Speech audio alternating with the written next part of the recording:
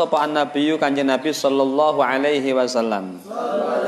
Manutawi sapane wong iku akrama mulyaake sapa man aliman wong alim. Faqat akramani mongko teman-teman mulyaake sapa man ing ingsun ai li annahu karena saat temene alim iku habibi kekasih ingsun.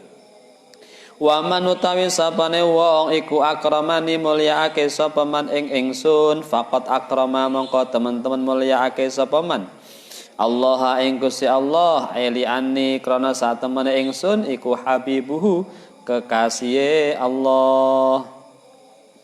Wa manutawi sapane wong iku akrama mulyaake sapa man Allah ing Gusti Allah fama wahu mongko utawi panggonane man iku al jannatu swarga aili annaha krana saat temene jannah iku mahalun iku mahalus sukna iku mahalun panggonan iku mahalus sukna ihya illa ahibba illa panggonan omah pira-pira kekasih Allah panggonan omah pira-pira kekasih Allah panggonan omah pira-pira kekasih Allah ngendikane Kanjeng Nabi barang siapa memuliakan orang maka itu sama halnya memuliakan diriku ngoten nggih kenapa karena orang alim adalah kekasihku ngoten terus lanjutannya barang siapa memuliakanku kata Rasul maka ia sungguh telah memuliakan Allah kenapa karena aku Kanjeng Nabi itu adalah kekasihnya Allah. Barang siapa kok memuliakan Allah maka apa? Karena surga adalah tempat kekasih Allah Subhanahu wa taala. Niku. Itu runtutannya seperti itu. Tapi sepindah malih alim ulama yang betul-betul berkategori sebagaimana dijelaskan Al-Qur'an dan sunnah Rasulullah sallallahu alaihi wasallam. Nggih. Bukan sembarang kategori ulama karena nuwun sewu istilah ulama itu mengalami pergeseran-pergeseran hingga ada orang kemudian ada istilah ulama ada fuqaha ada khutoba gitu ya khutoba itu ahli orasi fuqaha ahli fikih ulama tadi itu keilmuannya mantap didasari dengan rasa khasyah, rasa takut, rasa ta'zim, rasa takwa kepada Allah Subhanahu wa taala. Maka double ilmunya dapat, takwanya juga dapat. Itulah ulama. Itulah ulama. Nah, itu harus betul-betul itu. Maka ketika sosoknya, profilnya itu berlaku hadis niku wau, kita disuruh diminta untuk memuliakan mereka dan memuliakan mereka itu sama dengan memuliakan Kanjeng Nabi. Mulyakne Kanjeng Nabi padha kalih mulyakne Gusti Allah. Mulyakne Gusti Allah panggonane swarga. Nah, ini urutannya begitu. Tapi sekali lagi bukan sembarang ulama ngoten nggih. Ya banyak nanti kemudian ulama itu yang dibikin oleh media misalnya tulisi ulama setempat gitu ya gitu. Yang kriteria dan kategorinya itu tidak menggunakan standar yang kita bahas tadi ya gitu. Maka penjelasan di sini dibatasi dengan ulama dalam arti yang sesungguhnya. Wa qala sallallahu alaihi wasallam akrimul ulama akrimu mulya'na sira al ulama ing ulama fa innahum mongqasatamne ulama iku warasatul anbiya'i ahli warise para nabi.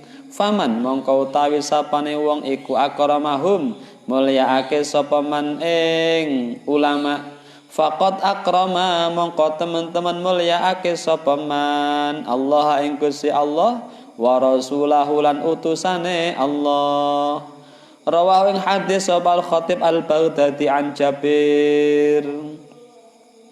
Hadis ini juga senada dengan tadi bahwa kula panjenengan sami dipun wanti-wanti untuk senantiasa memuliakan para ulama karena mereka warasatul anbiya, ahli waris para nabi. Nah, maka ulama kemudian dalam cara berdakwahnya juga tidak sama. Beragam cara dilakukan, ditempuh. Karena karakternya juga tidak sama. Kenapa? Karena nabi-nabi yang menjadi sumber warisan ulama tadi ternyata dalam perjuangan, dalam dakwahnya itu juga tidak sama. Caranya beda, keahliannya beda. Maka itu pula yang diwarisi oleh para ulama sebagai ahli waris para nabi tadi. Nah, gitu.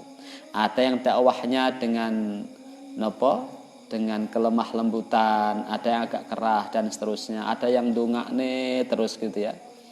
Tetapi pada prinsipnya konsep dasarnya adalah ulama tadi itu man nadral ummah bi'ainir rahmah. Sudut pandang yang dipakai adalah belas kasih sayang kepada umat. Maka ada kisah itu misalnya yang sering saya mendengar itu dikutip dari Gusmus ketika ceramah ya, Yai Mustafa Bisri itu. Ada ulama di satu pesantren di Jawa Tengah niku. Enek santrine ndablek gitu ya, pengurusnya wis gedem-gedem, tahu gedem-gedem ya. Gedem-gedem itu ya wis semerempet gitu ya. Cara pengurus sih kategorinya ini kalau menggunakan pendekatan mahkamah pengurus, ditokne cah iki. Nah gitu ya. Nah, satu ketika Mbah Yai dawuh kepada kepala pondok, "Kang, tulung santri-santri sing nakal-nakal kuwi sampean catet.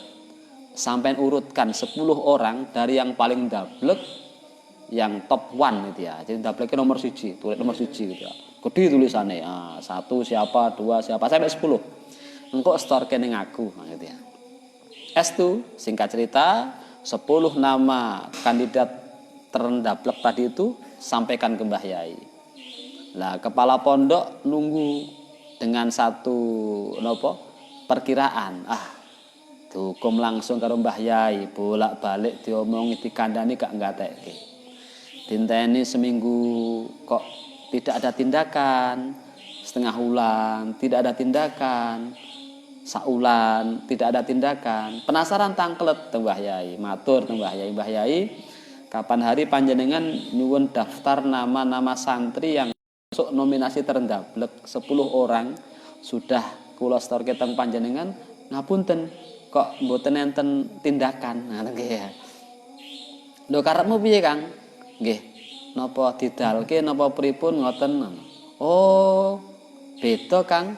Maksudku cah 10 sing mbok kategori ndablek tadi itu sampean tulis dan sampean kasihkan ke saya, lek aku salat bengi tak dongake secara khusus krana mungguh pengurus dianggap yang paling ndablek, butuh open-openan sing rodok tenanan, mila tak tangani dhewe.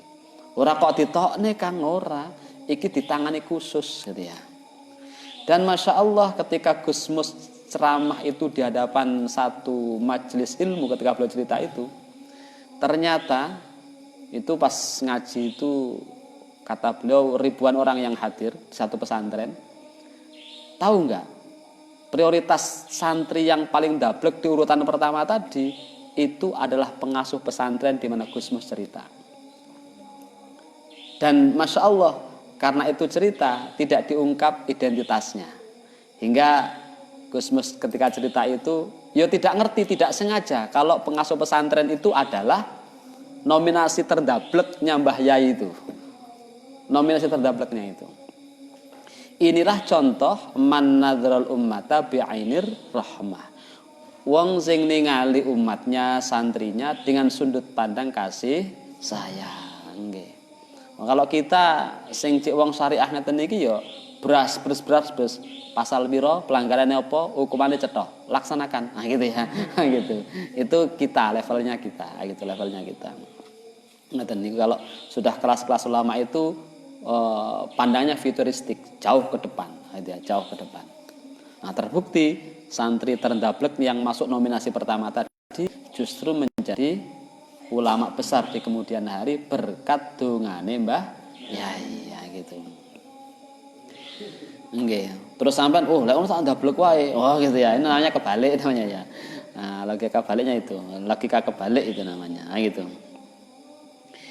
Wa qala Nabi sallallahu alaihi wasallam, naumul alimi utawi sarene wong alim iku afdhalul luweh utama min ibadatil jahili tinimbang ibadahe wong bodho. Ainaumil alimi tegese sarene wong alim alladzi yura'i kang reksa sapa alim adabul ilmi ing adab ilmu iku afdhalu luweh utama min ibadatil jahili saking ibadah wong bodho alladzi la ya'lamu kang ora ngerti sapa jahil adabul ibadati ing adab ibadah.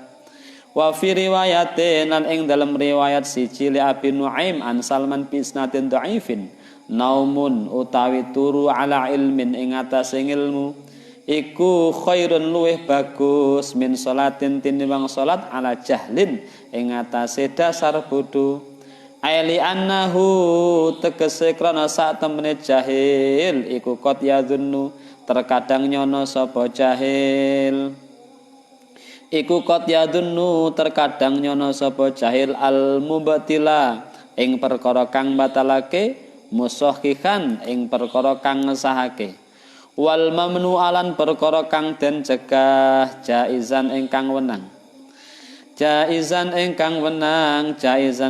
wenang kama qala kaya oleh dawuh sapa Darar bin Auzar bin Azwar as-sahabi min Abdullah saking Abdullah yajhalu bijahlin dan bijahlin kelawan bodoh kana ana apa barang bijahlin kelawan sebab bodoh kana ana apa barang yufsidu kang rusakake apa ma iku aksaru luweh kathah luweh akeh mimma saking barang yuslihu kang bagusake apa ma wa kama qala lan kaya oleh dawuh sapa Wa'ilah Ibnul Asqa al-muta'abbidu tai wong kang ahli ibadah bi ghairi fikhin kelawan tanpa dasar fikih iku kahimari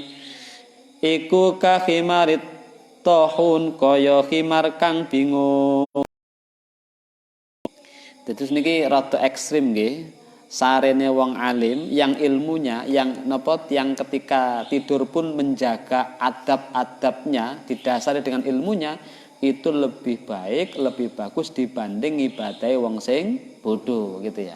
Itu selaras dengan hadis yang kemarin itu bahwa satu orang alim itu bagi setan itu lebih berat ketimbang 1000 ahli ibadah.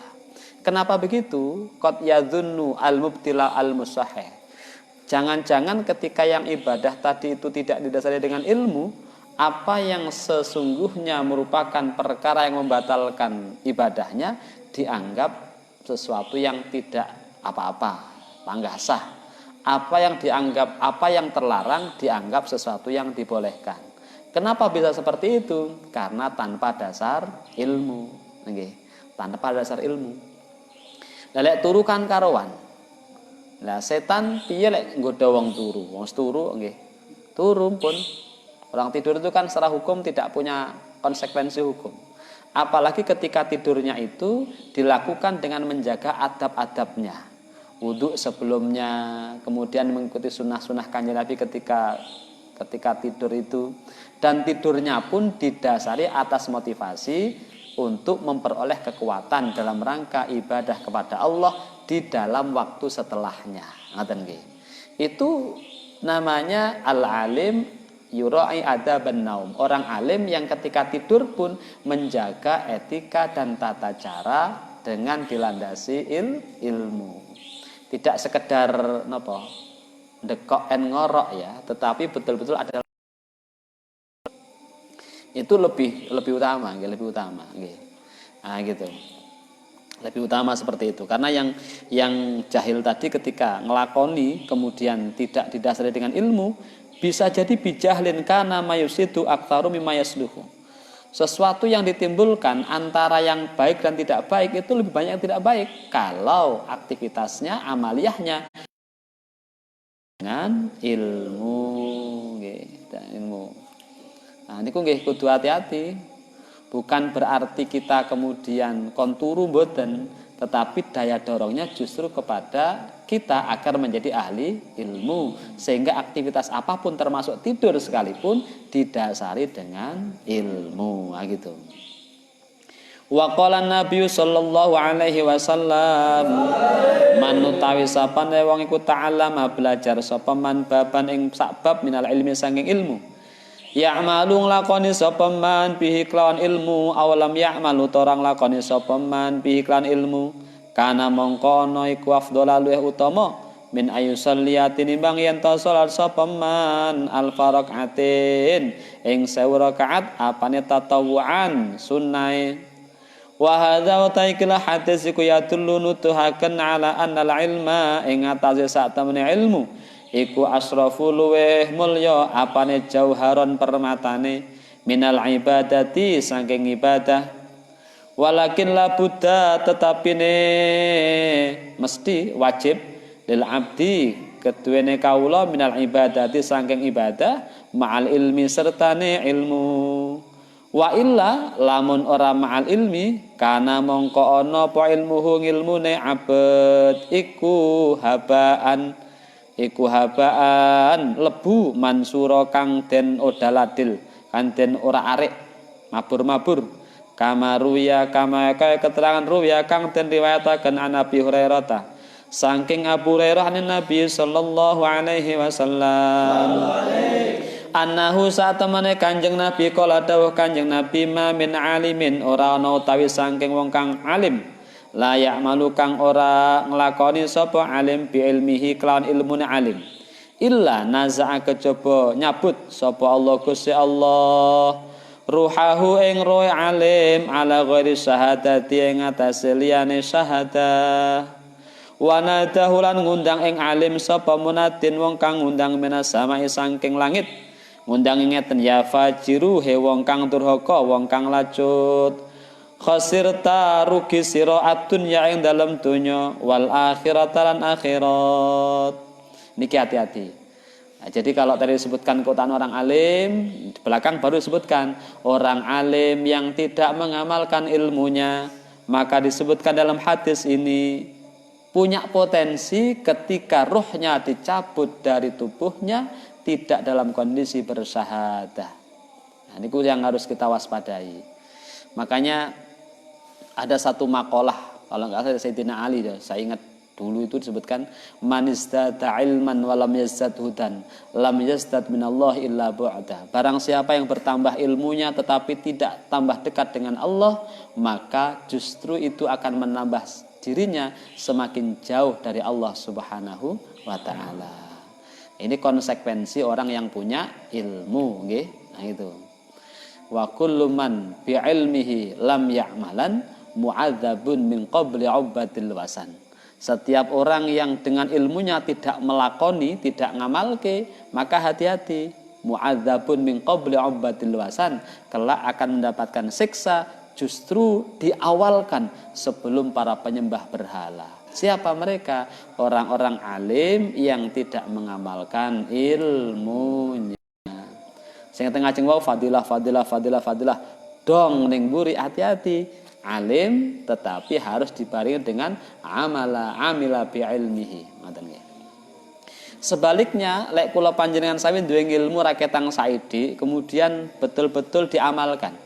Man amila bima alima 'allamallahu ma lam ya'lam. Barang siapa nglakoni menjalankan apa yang dia tahu, maka Allah akan ajarkan apa yang dia belum tahu. Nah, gitu. Ini fadilah al-amal bil ilmi. Jadi cok gemeng-gemeng, pinter punya resiko, bodoh punya resiko. Pinter punya potensi mendapatkan kemuliaan, demikian pun bodoh kalau dia ngerti bahwa dirinya bodoh. Yang repot lek gak ngerti dekne bodoh sehingga tidak tahu bahwa dia bodoh dan tidak punya keinginan untuk dalam keilmuan menghilangkan kebodohan. Kenapa? Rumangsa ora bodoh. Nah gitu ya. Ternyata isih bodoh. Nah gitu. Jadi bulet itu. Nah itu. Nah niku bulet ngoten niku. Jadi niku napa satu poin. Hingga kemudian tatkala ruhnya naik dicabut itu ada suara dari langit. Hai orang-orang yang rugi dunia, rugi akhirat. Siapa yang dimaksud? Orang alim yang tidak mengamalkan ilmunya. Wa an Umar bin Khattab radhiyallahu anhu qol sami'tu krungu sapa ingsun Rasulullah ing Gusti Rasul sallallahu alaihi wasallam innal alima satamane wong alim iku idza lam ya'mal nalika orang lakoni sapa alim bi ilmihi kelawan ilmune alim enten wong alim tapi mboten kersa nglampahi ilmune napa la'anahu mongko nglaknat ing alim apa al ilmu ilmu min jaufihi saking atine alim wa yal'anuhu lan nglaknat ing alim apa kullu syai'in saben-saben suwiji tolaat kang metu alaihi ngatasé kullu apa asyamsu srengenge wa taktubulan nulis sapa al hafadzatu malaikat pencatat kullayaumin ing dalem saben-saben dina hatman kelawan mesti ala sahifatihi ing atase lembar-lembarane alim nulisé pripun hadza abdun ayisun hadza utawi kilah wong iku abdun kawula ayisun kang putus asa min rahmatillahi saking rahmate Gusti Allah ya Abdallah kawulane Allah ya mudayya huquqi sayyidihi he wong kang niyak-niyakake pira-pira hake Gustine abdi he wong kang niyak-niyakake pira-pira hak Gustine abdi ya man he wong layak malu kang ora nglakoni sapa man bi ilmihi kelawan ilmune man alaika iku ing atase sira laknatullahi utai laknate Gusti Allah fa idza mata nalika mati sapa alim naza'a mongko nyabut sapa Allah Gusti Allah ruhahu ing ruhe alim ala ghairi syahadati ing atase liyane syahadah wa yahrumu lan ngaling-ngalingi apa al mautu mati alal imani ing atase iman resiko bahwa Kanjeng Nabi ndhawuhaken lek enek wong alim mboten ngamalke ilmune maka ilmunya akan menjadi bumerang bahasanya la'anahul ilmu min jaufihi ilmu yang ada di dalam hatinya di dalam otaknya dalam dirinya justru akan melaknat dirinya itu pun masih ditambah dengan segala makhluk yang ada di alam semesta tatkala terbit matahari akan turut pula melaknat alim yang tidak mengamalkan ilmunya. Terus onten malaikat sing tukang nyateti orang ini berkategori aisun, orang yang putus asa. Padahal putus asa itu sesuatu yang amat tidak disukai Allah. Wakila merupakan dosa besar. Karena salah satu dosa yang oleh Quran disebutkan itu la tai'asu mir rauhillah innahu la yai'asu mir rauhillah illal qaumul kafirun. Bahwa orang-orang yang putus asa itu dianggap sebagai orang-orang yang setara dengan orang kafir. Kenapa? Karena saat putus asa seolah-olah dia menutup mata dari rahmatnya Allah Subhanahu wa ta'ala. Padahal Gusti Allah niku mboten kurang-kurang lek paling rahmat dumateng kula panjenengan sami. Dekne cek putus asa. Dosa niku, dosa nggih. Dosa niku. Niku dicatat kalih malaikat hafadzah ngoten niku. Lah sing napa sing ndrawasi malih tatkala mangke dicabut oleh Allah ruhnya min ghairi syahadah terus wayahrul mautu alal iman. Mati itu niki kekhawatirannya adalah mati dengan tidak membawa iman. Niki konsekuensi resiko al-alim alladzi la ya'malu bi'ilmihi.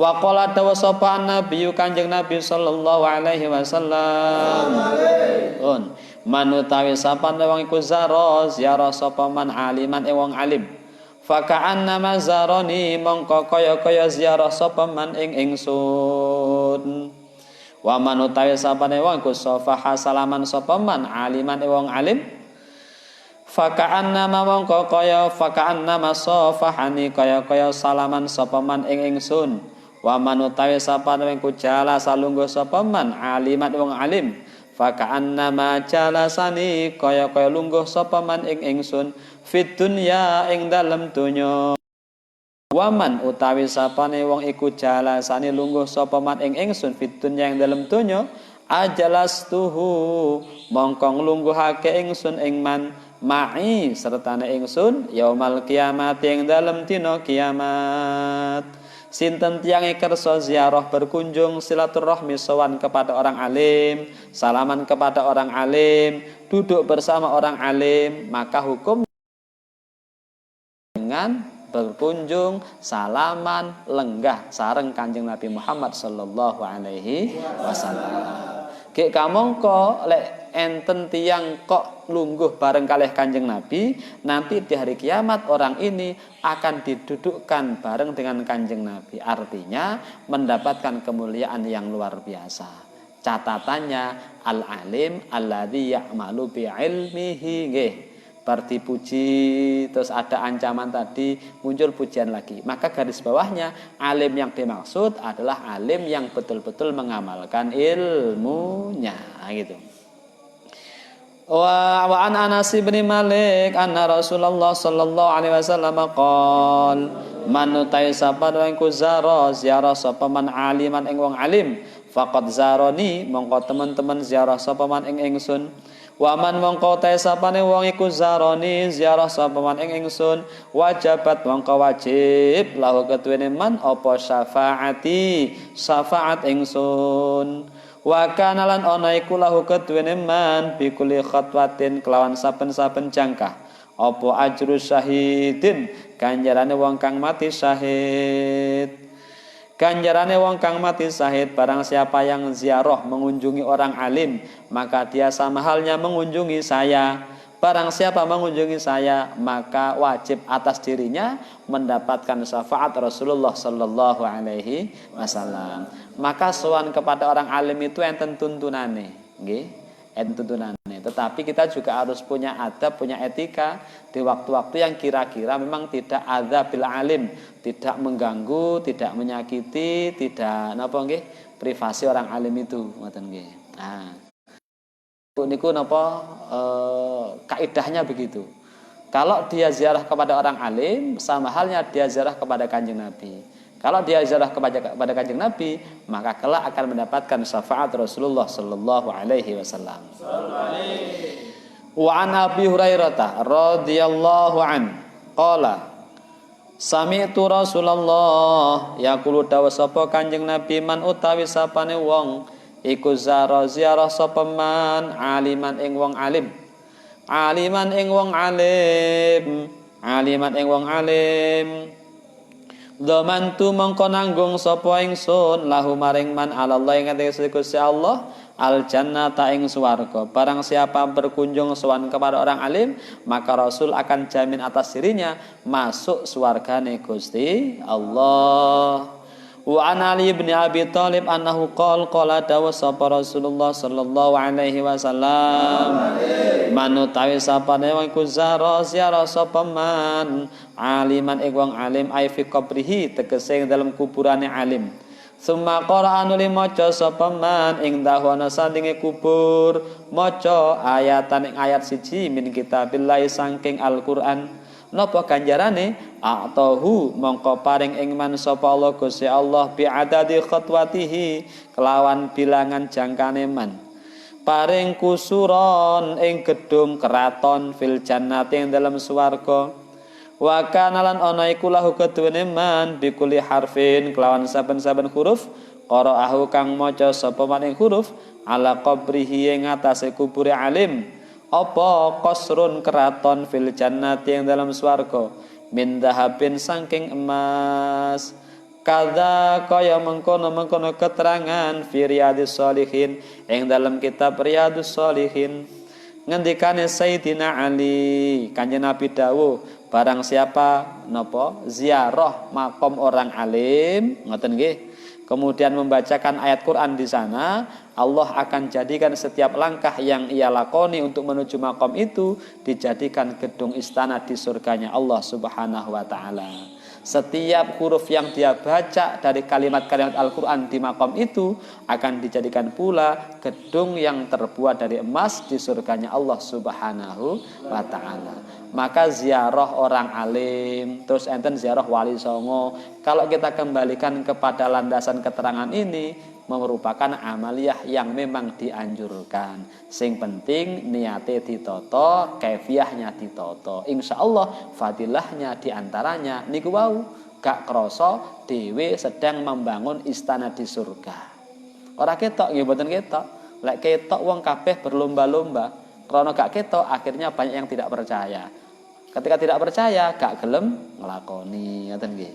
Maka ini fadilah-fadilah tentang bagaimana kita bermuamalah dengan orang yang alim, imma ketika masih hidup maupun yang sudah wafat meninggalkan alam semesta ini. Tetapi dengan catatan alim alladzi ya'malu bi'ilmihi. Lah kula panjenengan sami kok dilalah dititipi ilmu, maka kewajiban kita meskipun bukan kategori orang alim yang ulama tadi, tapi mengamalkan apa yang sudah Allah titipkan kepada kita. Khawatir lek gak dilakoni nanti justru menjadi bumerang buat kita. Lakone pripun? Nggih sak kuat-kuate diikhtiari, sak iso-isone dilakoni. Mbok-mbokan dengan menjalankan apa yang sudah kita tahu, Allah akan tambahkan pengetahuan baru kepada kita. Dan yakinlah itu akan menjadi sababnya ilmu manfaat dan berkah untuk kita. Amin Allahumma amin. Makaten wallahul muwaffiq ila aqwamit thoriq wal afa minkum. Assalamualaikum warahmatullahi wabarakatuh.